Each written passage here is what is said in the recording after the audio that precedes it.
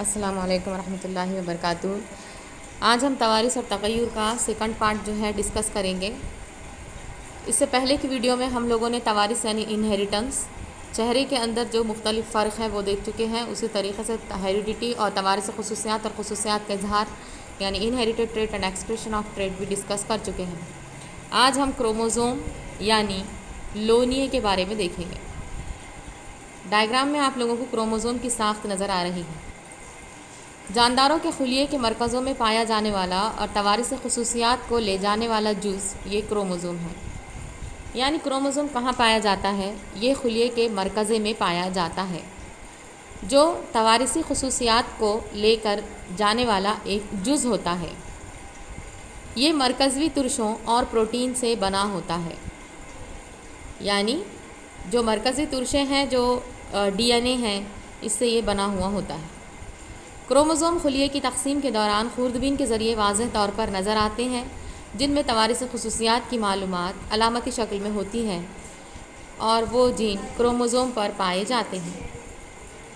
ہر جاندار میں کروموزوم کی تعداد مختص ہوتی ہے، یعنی کہ ہر ایک کے اندر کروموزوم کی تعداد جو ہے وہ فکس ہے۔ ہر کروموزوم ڈی این اے سے بنا ہوتا ہے، جیسا کہ ہم شکل میں دیکھ سکتے ہیں۔ یہاں پر ہمیں کروموزوم کے بازو نظر آ رہے ہیں۔ یہ بازو ہے پی بازو، کیو بازو، اور ان بازوؤں کے درمیان میں مرکز پارا یعنی کہ سینٹرومیئر نظر آ رہا ہے، جسے ہم ابتدائی انقباض یعنی کہ پرائمری کنسٹرکشن کہتے ہیں۔ ہر کروموزوم ڈی این اے سے بنا ہوا ہے۔ یہاں پر ڈی این اے کا ڈبل ہیلکس اسٹرکچر بھی ہمیں نظر آ رہا ہے، اور وہ خلیے کی تقسیم کے دوران سلاخ نما نظر آتا ہے۔ اس پر جو ایک انقباضی حصہ ہوتا ہے، اسے ہم ابتدائی انقباض یعنی پرائمری کنسٹرکشن یا مرکز پارا سینٹرومیئر کہتے ہیں، اور اسی سینٹرومیئر کی وجہ سے کروموزوم جو ہے یہ دو حصوں میں تقسیم ہوتا ہے۔ اب یہاں پر جو دو حصے ہمیں نظر آ رہے ہیں، یہ کروموزوم کے بازو کہلائیں گے۔ ہر ایک حصے کو کروموزوم کے بازو کہتے ہیں، جیسا کہ پی بازو اور کیو بازو یہاں نظر آ رہا ہے۔ مخصوص کروموزوم پر مرکز پارا کا مقام مختص ہوتا ہے، یعنی کہ جو سینٹرومیئر ہے، جو مرکز پارا ہے، اس کی بنیاد پر کروموزوم جو ہے وہ 4 قسم کے ہیں۔ یہاں پر ڈائیگرام میں ہم دیکھ سکتے ہیں 4 جو ہے کروموزوم کی قسمیں نظر آ رہی ہے۔ پہلا ہے میٹا سینٹرک، دوسرا ہے سب میٹا سینٹرک، تیسرا ہے ایکرو سینٹرک، اور چوتھا ہے ٹیلو سینٹرک۔ یہ کروموزوم کی قسمیں ہیں: metacentric, submetacentric, acrocentric and telocentric. Metacentric میں جو ہے مرکز پارا یہ کروموزوم کے درمیان میں ہوتا ہے۔ یہاں پر سینٹرومیئر کہاں ہے؟ درمیان میں ہے۔ سینٹرومیئر مرکز پارا کون سا حصہ ہے؟ جو وائٹ کلر کا گول پارٹ نظر آ رہا ہے، وہ سینٹر میں ہے۔ اس لیے کروموزوم جو ہے انگریزی حرف یعنی انگلش الفابیٹ وی کی طرح ہمیں نظر آ رہا ہے۔ اس میں دونوں بازو جو ہے یہ مساوی لمبائی کے ہوتے ہیں۔ سب میٹا سینٹرک میں کروموزوم میں مرکز پارا درمیان سے کسی قدر ہٹا ہوا نظر آ رہا ہے، اور یہ انگریزی کا جو حرف ایل ہے اس کی طرح ہمیں نظر آ رہا ہے۔ اس کا مطلب یہاں پر ایک بازو دوسرے کے مقابلے میں کسی قدر چھوٹا ہے۔ ایکروسینٹرک کی بات کی جائے تو اس میں مرکز پارا سرے کے قریب ہوتا ہے، اور یہ انگریزی حرف جے جیسا دکھائی دیتا ہے۔ اس میں ایک بازو بہت ہی زیادہ بڑا ہے اور دوسرا بازو بے حد ہی چھوٹا ہے۔ اور جو چوتھا جو قسم ہے کروموزوم کی، وہ ہے ٹیلو سینٹرک، یعنی کہ کروموزوم میں مرکز پارا سرے پر ہوتا ہے، ٹپ پر موجود ہے، اور یہ کروموزوم انگریزی حرف آئی جیسے نظر آ رہا ہے، یعنی اس کے اندر ہمیں صرف ایک ہی بازو نظر آ رہا ہے۔ اسی طریقے سے مختلف جانداروں کے اندر جو ہے کروموزوم کی تعداد مختلف ہے۔ جیسا کہ انسان کے اندر 46 کروموزوم ہے، یعنی کہ 23 پیئرز، 23 جوڑیاں۔ اگر ہم آلو کی بات کی جائے تو آلو میں 48 کروموزوم ہوتے ہیں۔ گول دودھیں جو ہے، گول دودھوں کی مثال کے اندر جو ہے آپ کو ایسکیرس کی مثال رہتی ہے۔ آتی دودھا جو ہے آنتوں میں پایا جاتا ہے، اس میں 4 کروموزوم ہوتے ہیں۔ مینڈک کے اندر 26، مکئی کے اندر 20 اور کیکڑے کے اندر 200 کروموزوم ہوتے ہیں۔ یعنی یہ کروموزوم کی تعداد جو ہے ہر ایک آرگینزم کے اندر، ہر ایک جاندار کے اندر مختص ہے، یعنی کہ فکسڈ ہوتی ہے۔ جسمی خلیے میں عام طور پر کروموزوم کی جوڑیاں ہوتی ہیں، اور اس جوڑی کے کروموزوم کی شکل اور ساخت ایک جیسی ہو تو انہیں ہم ترکیب کروموزوم یعنی کہ ہومولوگس کروموزوم کہتے ہیں۔ یعنی کہ اگر کروموزوم کی شکل اور ساخت ایک جیسی ہوتی ہے، اسے ہم ہومولوگس ہم ترکیب کروموزوم کہیں گے، اور جب ساخت میں اور شکل میں فرق ہوگا، انہیں ہم غیر ترکیب کروموزوم یعنی ہیٹرولوگس کروموزوم کہیں گے۔ جن سے افزائش کرنے والے حیوانات میں کروموزوم کی ایک جوڑی دوسری جوڑیوں سے مختلف ہوتی ہے۔ اس جوڑی کے کروموزوم کو ہم جنسی کروموزوم اور دوسرے کروموزوم کو ہم جسمی کروموزوم کہتے ہیں۔ جنسی کروموزوم یعنی کہ سیکس کروموزوم اور جسمی کروموزوم یعنی کہ آٹوزوم۔ اب یہاں پر آپ لوگوں کو ڈی این اے کے بارے میں دیا گیا ہے۔ ڈی این اے ڈی آکسی رائبوز نیوکلک ایسڈ، جو ہم نے پچھلی شکل میں دیکھا ہے کہ کروموزوم خاص طور پر ڈی این اے سے بنتے ہیں۔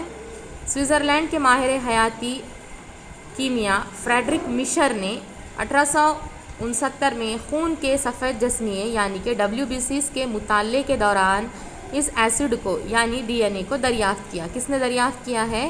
فریڈرک مشر نے WBCs کے مطالعے کے دوران ڈی این اے کو دریافت کیا ہے۔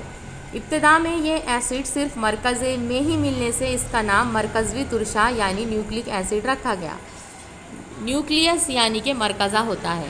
ابتدا میں یہ جو ڈی این اے ہے صرف مرکزے میں ہی ملے تھے، اس لیے ہم اسے مرکزوی ترشا یعنی نیوکلک ایسڈ کہتے ہیں۔ یہ خلیے کے دوسرے حصوں میں بھی پایا جاتا ہے۔ ڈی این اے کے سالمات وائرس اور بیکٹیریا سے لے کر انسان تک سبھی جانداروں میں پائے جاتے ہیں۔